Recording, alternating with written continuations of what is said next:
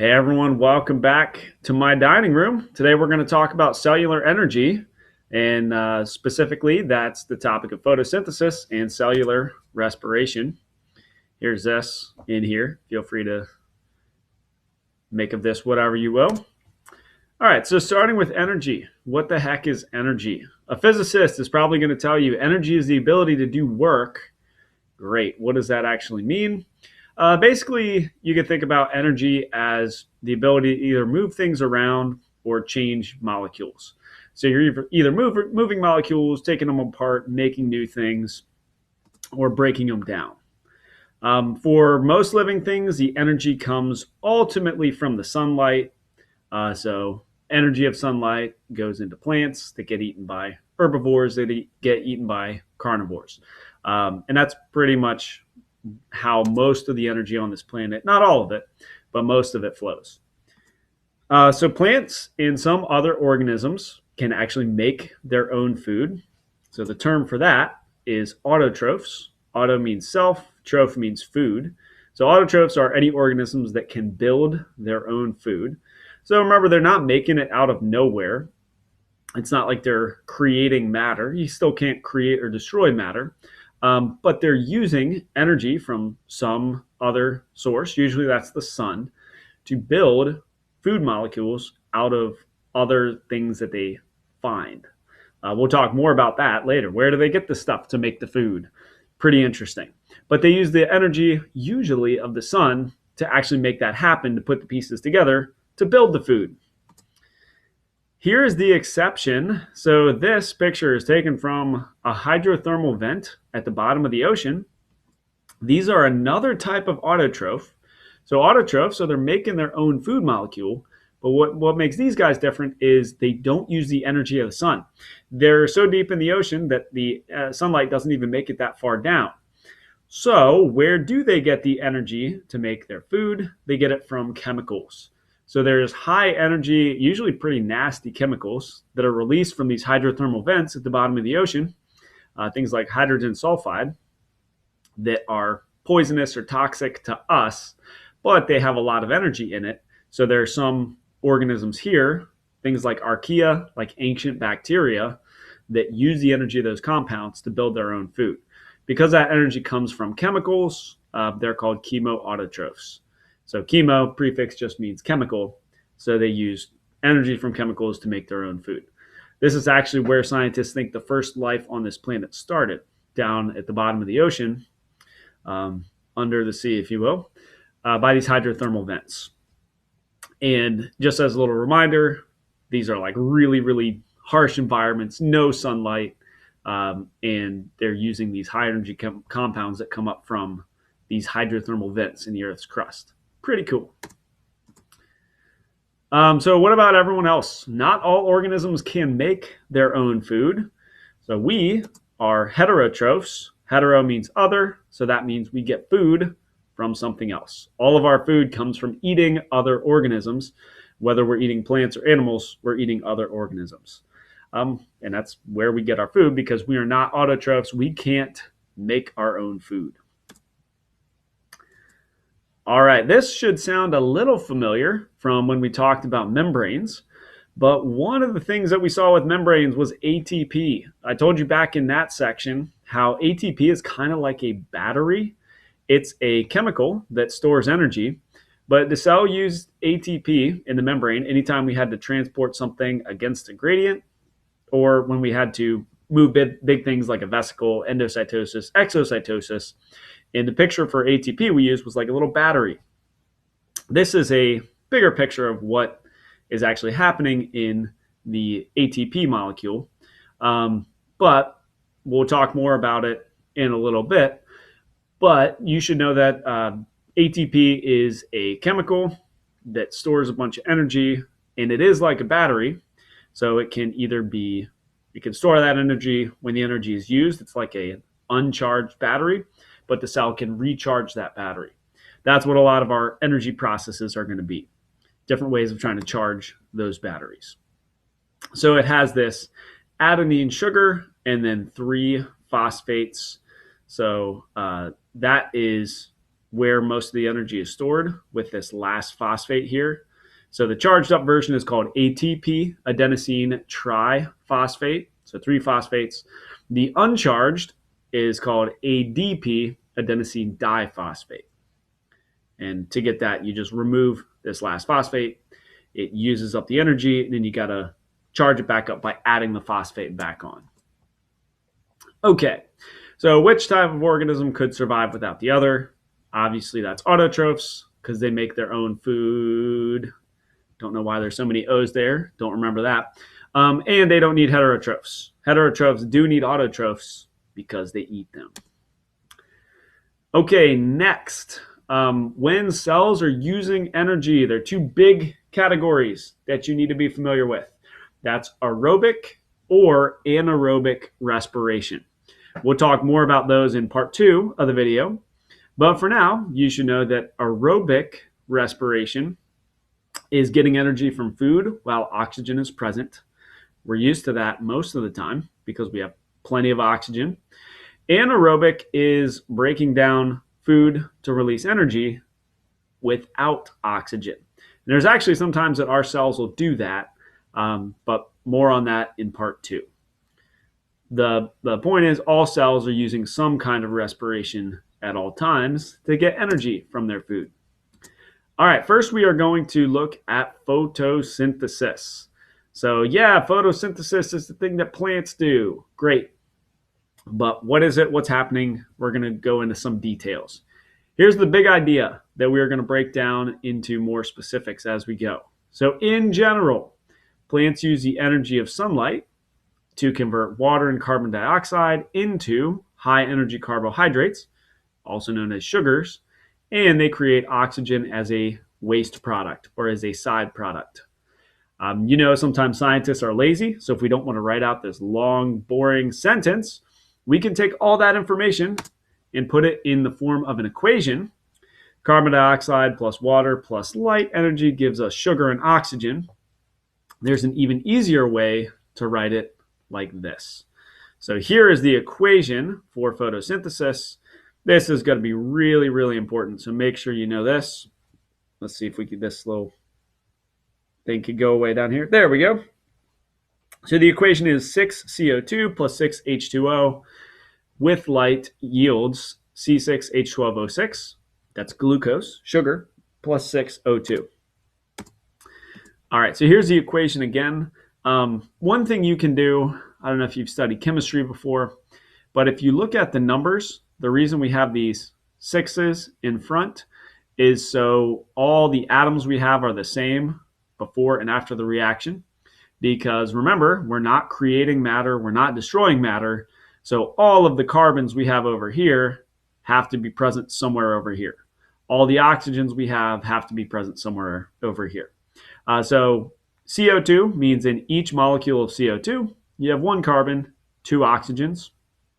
If we stick a 6 in front of that, you just have to multiply across. So 6 CO2 means we have a total of 6 carbons, and 6 times 2 would be 12 oxygens. Over here, 6H2O means we have 6 times 2, 12 hydrogens, and 6 oxygens. Over here, we just have 1 C6H12O6 and then 6 O2. You can go through and count up all the molecules, but the reasons we have those numbers out front are to keep everything balanced.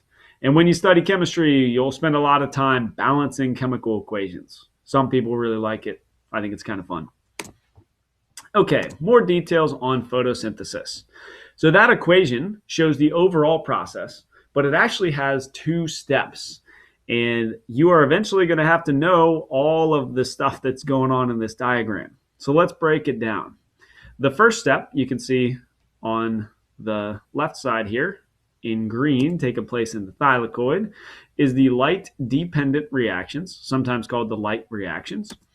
The other step over here is called the light-independent reactions.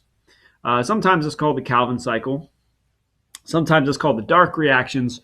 I don't really like that term because it's confusing. Some people see dark reactions, so they think like, oh, light reactions happen during the day and dark reactions happen at night.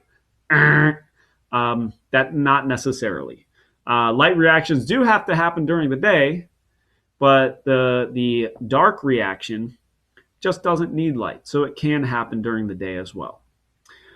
Also, look what connects those two processes. We have ATP, NADPH, so arrows going this way from the light to the dark, and then we've got NADP plus, and ADP plus P going back to the left. So these are things called energy carriers. They're basically like our batteries. ATP we know is like a battery that's going to store energy and bring it between those two steps. All right, let's go into a little bit more detail. So both of those steps are happening in the chloroplast. That's this whole thing here, shown in yellow for some reason. Chlorophyll is the pigment in plants that makes this possible. And that is what allows plants to use that energy of sunlight to make sugars through photosynthesis. Chloroplast is an organelle. Organelles are found in eukaryotes, like we know. These are going to be specifically in plants, photosynthetic eukaryotes. And things get a little confusing because there are some bacteria called cyanobacteria that can do photosynthesis. They don't technically have chloroplasts because bacteria don't have organelles, but many of those bacteria have chlorophyll or a very similar pigment, and they can do similar things. I'm not going to get into the specifics about that, but let me know if you want to discuss it because it's kind of interesting what they do. But you should know that there are some bacteria out there that can do photosynthesis as well. One of the most well-known types is something called cyanobacteria. Okay, and there are the chloroplasts here. You can see them because they're green if you're looking at a real cell, but you also see these little like stacks of pancakes inside there. Those are the thylakoid, which we'll get to in just a little bit. Well, I guess we'll get to it right now. So here's a zoom in on a chloroplast. The two parts that you can really see are the thylakoid membrane. Those are like the stacks of pancakes. And then the stroma is this fluid that fills the rest of it. We'll see those in our two parts of photosynthesis that we talk about. Okay, imagine a place where the air is filled with carbon dioxide but no oxygen. Could photosynthesis happen here? You betcha. If you go back to the equation, oxygen is not required for photosynthesis. Oxygen is actually a waste product of photosynthesis. So an environment that had all CO2, hypothetically, we could have photosynthesis happening there as long as there was water. And actually, that's where all this nice oxygen on the planet came from, was from bacteria, cyanobacteria, doing photosynthesis, pumping out oxygen as a waste product, adding it to our nice, lovely atmosphere. So thank you, cyanobacteria. Yep, it produces oxygen, but doesn't require it. Okay, in these notes, there's a great Amoeba Sisters video that summarizes photosynthesis. I strongly encourage you to watch that because it'll break down all the steps. It'll tell you everything you need to know. We're not going to watch it here in this video, but if you're confused at all or want a refresher or check-in, please watch that video. Okay, here is the big diagram of photosynthesis. Let's get into some of the details. So first step, light-dependent reactions. We're talking about the left side of this diagram. What happens? We capture light energy. So there's a lot of energy that the sun beams down to this planet in light. And in this step, the chloroplast is basically capturing that energy so we can use it to do something later. It's absorbed through the pigment chlorophyll. And this step happens inside the thylakoid, like you can see. Chlorophyll is, you probably know this, the color or the pigment that gives plants its green color. So why does chlorophyll make plants green? It basically absorbs all the other colors of light but reflects green. So it's really good at absorbing red, orange, yellow, blue, violet, all the other colors, but because it doesn't absorb green, green bounces off, and that's the color that we see. That's why plants look, or leaves look green. Cool. So like I said, this step takes place in the thylakoid membrane, or the little pancake stack thing. This is light dependent, so we need light to happen, or we need light for this step to happen. And you can also see we need something else. We need water. So this is H2O going in. And this is the first step where we get oxygen as a waste product. So what's happening is the light energy through that pigment, chlorophyll, is used to split this water molecule. So it starts as H2O, hydrogen, hydrogen, oxygen. And in that splitting process, we use the hydrogens, but the oxygen is kind of left over. So oxygen is given off as a waste product. And something else we need to figure out is, where does the energy go? So that light energy coming in, what is it used to do? It is used to produce ATP and NADPH. What you have to know about these is they are energy carriers, kind of like batteries. So we took the light energy coming in, we split water, we gave off oxygen as a waste, and we charged up these energy carriers. What's the point? Why are we charging up those energy carriers? We are going to use that energy in step 2, the Calvin cycle, the light independent reactions. We need some way of getting the light energy over there. So we use it and we store it in chemical energy of these energy carriers that are going to go to steps 2 in a minute. So I guess I just kind of said that. So these energy carriers are used in the second step. And in this first step, the light dependent reactions, oxygen is a waste product. Okay, come along with me. Let's check out step 2. So step 2 is the light independent reactions, means they do not need light to happen. And you can see step 2 is happening outside the thylakoid. So it's happening in the stroma, that fluid that also fills the chloroplast. What's happening? Well, we're finally using the energy, that chemical energy that we captured in our batteries and our energy carriers. We're using it to do something. That something is making sugar. This is the part where the plants actually make their own food. So we've got these batteries all charged up. We use them to build a sugar molecule. What do you need to build a sugar molecule? Carbon dioxide. So we have, like I said, this step taking place in the stroma. That's the fluid outside the thylakoid. We're using our energy carriers that we made in step 1 to build a sugar molecule. So there we go. Uses light energy captured and stored in step 1. This step does not require light. So it can happen if light is there, but you don't absolutely need light for it to happen. What you do need is carbon dioxide. That's the raw material, the pieces that we're building sugar out of. So with the energy and doing some complicated stuff that we're not going to care about today, Calvin cycle, you take apart those carbon dioxides and reassemble them into a sugar molecule, and boom, you got yourself some food that you made all by yourself, if you're a chloroplast. Okay, here are some review questions. Which step in photosynthesis could occur during the nighttime? Could occur, doesn't have to. That's step 2. So that's the light independent reactions, or the Calvin cycle. Why can you do that at night? Because we have the energy carriers, the batteries that are all charged up. Even though step 2 could happen at night, it usually does not. Weird. Why is that? Well, we need ATP, the batteries all charged up, and we can only charge the batteries during the day. So usually you'll see this happen more during the day, because when there's light, we can do step 1, we can charge the batteries, then use them to do step 2. Oh, here's another little bonus pigment question. This is just kind of interesting to me. So what is the most likely leaf color for a leaf with carotenoid pigment? So here's carotenoid pigment. So we're looking at this part of the graph here. Next, what the heck does this graph show? We've got wavelength down here. So wavelength is just a way to measure the different colors of light. Each color has its own wavelength. You can see the whole rainbow, Roy G. Biv, going in backwards here from shortest to longest wavelength. The important thing is this over here is absorbance.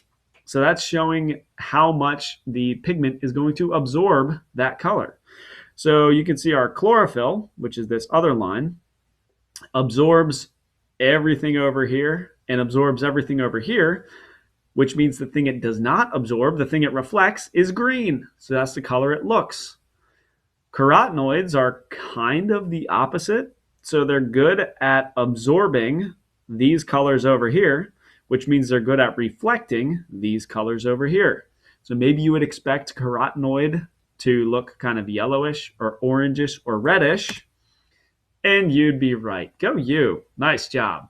It has the word carrot in it, carotenoid pigment, because carrots have lots of this pigment too. That's why they look orange.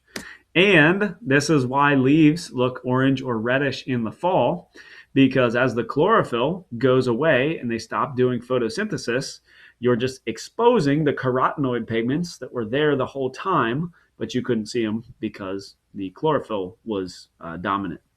So next time you see a nice orange or red tree, which I guess will be a long time from now, think of those lovely carotenoid pigments. And you can see them in other nice orangey foods like squash as well. Okay, and that is photosynthesis. Join me in part 2 for cell respiration. If you're a little tired out, go take a nice deep breath, get a glass of water. I look forward to it, and I will see you there.